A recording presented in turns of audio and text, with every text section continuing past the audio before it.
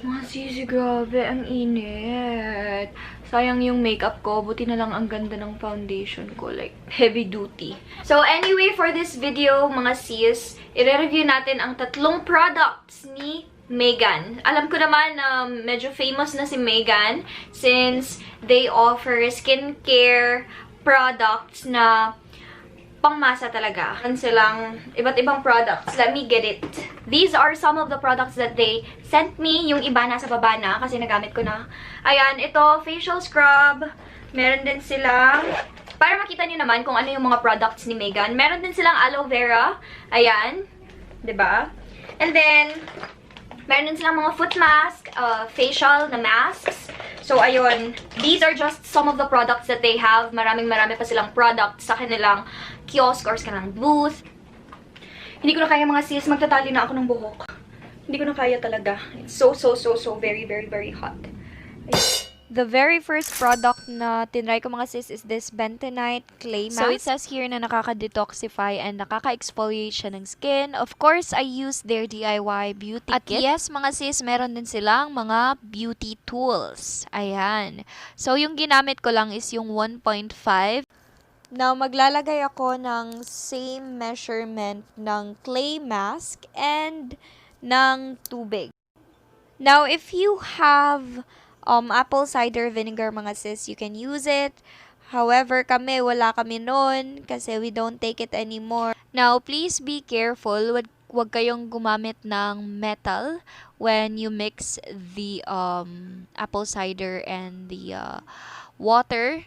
I don't know why, pero parang may reaction siguro pag metal yung ginamit mo. So, tingin-tingin sa instructions mga sis para hindi ma-damage yung skin natin. So, now, let's apply it on our skin. In fairness naman mga sis, hindi siya mahapde, wala akong nafe-feel, and wala din siyang amoy mga sisi. However, nung nag-dry na siya sa skin ko, meron siyang parang tightening effect. Siguro dahil sa nag-dry na siya. So, I waited for 15 to 20 minutes para mag-dry siya completely. And then, I rinsed my face with a lukewarm water. So, yun yung sabi sa instruction. Now, this is the result after kong maglagay ng clay mask.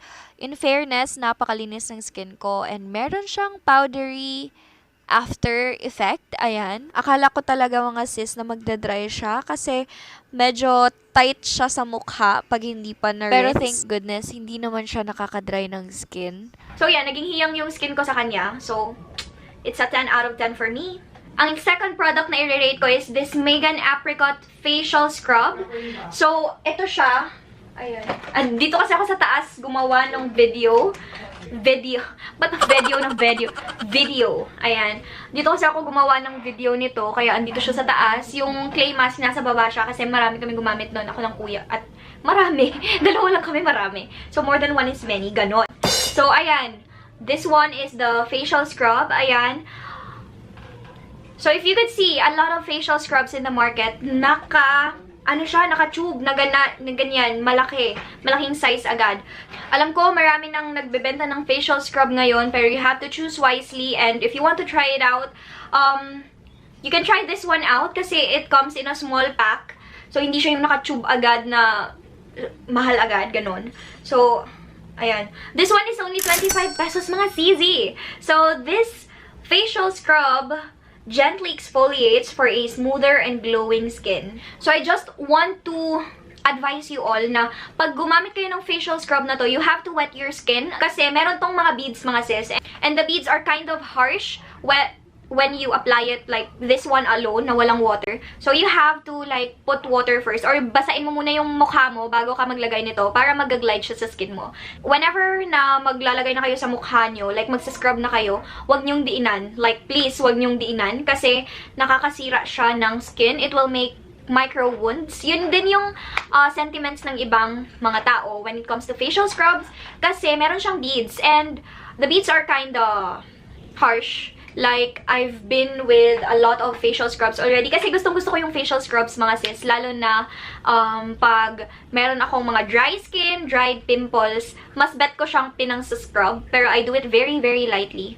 if mapapansin nyo, parang paiba-iba yung lighting natin ngayon kasi I only rely on like the sunlight dito sa harap ng door namin. So, after ko naman na tinanggal, ni-rinse ko na siya. Hindi naman namumula yung skin ko kasi dinahandahan ko lang talaga siya kasi I'm so very takot na ako na magkasugat yung skin ko or baka magka-pimple breakout na naman ako kasi magaling na talaga yung pimples ko, like scars na lang yung andon. Hindi siya gaya nung bentonite clay mask na may powder na finish. Ito siya, nakaka-clean lang talaga siya, nakakatanggal siya ng mga dry skin. If you have like open wounds, like pimples na hindi pa magaling, I suggest na wag nyo siyang lagyan doon banda kasi mahapdi siya mga sissy. Pero if gaya sa akin, healed naman na yung pimple nyo, pwede nyo na siyang lagyan pero like very light lang talaga na circular motion. So ayan, if I would rate this facial scrub from 1 to 10, I would give it 7 or 8. Ayan, let's say 7.5.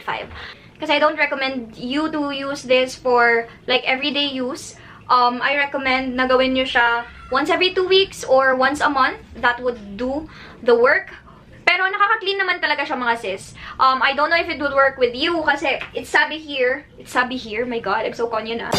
So, sabi dito, pwede daw siya sa all types of skin. Let me know if you tried this one and kung ano yung result niya sa comment section below. So, yung pinaka-last na itinry ko is the charcoal na foot mask. Napaka-helpful niya. Like, if you want like a little pamper time for yourself, like sobrang bongga niya. I don't know how much it is kasi bago nila to, bagong product nila. So, tignan ko kung magkano siya. I guess same na... Feel ko same lang naman sila ng price nitong exfoliating foot mask. So, ito, hindi siya bago. Yung charcoal yung bago nila. So, this one is 99 pesos. I guess, same lang sila ng price. So, not bad na mga sis. Kasi you don't need to go to spa na. If you want to be a little extra, you can like get yung, ano yun, yung parang sandpaper. Parang yung nail file, yung parang ganun. You can like rub it on the sole of your foot. What I love about it is that sobrang bango niya. Maganda yon pang exfoliate ng mga kalyo ba tawag doon. So if you want like a foot spa effect talaga, kuha ka na lang ng mga sissy, yung parang orange na ginagamit, mertiolet, tama ba? So yun, kuha ka na lang noon and then put it on your like sole or wherever you want. So yun, para ka nang nagpa-foot spa mga sis sa bahay mo. And mas mura siya compared to like usual foot spa. Napansin ko lang, the sticker that it comes with is hindi siya ganun kalaki. And those kind of stickers, yung parang scotch tape lang na sticker, hindi siya gaanong nagsistick sa cellophane or sa plastic. Kaya mahirap siyang i-seal. So, sa akin, wala naman siyang problema since naka-stay-put lang naman ako. Hindi siya magiging madaling i-stick. You can get maybe another sort of parang scotch tape, yung white na scotch tape. Masking tape. Pwede ka kumuha ng masking tape. Feel ko mas, mas madikit siya. Para ma-seal mo talaga yung paa mo and hindi siya gagalaw-galaw. After mo namang ibabad yung paa mo doon is hindi mo na kailangan mag-rinse. So, you have the chance to like massage your feet if you want. Pwede mo rin siyang ipa-air dry.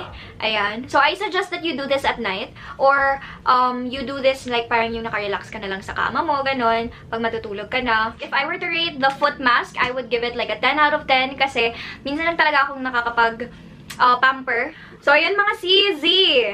So, yun lang naman siguro yung masasabi ko sa mga products nila. Like, I super recommend Megan and their new products, the foot mask, the charcoal foot mask, the apricot facial scrub, and the bentonite clay mask. Like, sobrang swak sa budget. Like, kayang-kaya, hindi maghihingalo yung bulsa nyo mga sis, hindi maghihingalo yung wallet nyo when you buy these. And napaka-convenient kasi makikita mo siya sa Shopee, meron din sila sa Lazada. If you could go sa Watsons, meron din sila. And they also have kiosks sa mga Robinsons department stores. Sa Landmark, sa Fisher Mall, tama ba? And sa Ever department store, meron din sila sa mga 7-Eleven stores and sa some of the pharmacies like Rose Pharmacy, Mercury Drugstore. Ayan, meron din sila. That's about it for this video mga sis. Thank you so much for tuning in. Let me know if na-experience nyo na yung products ni Megan. So yeah, don't forget to hit that subscribe button and the thumbs up button if you like this video. So that's it for today. Goodbye!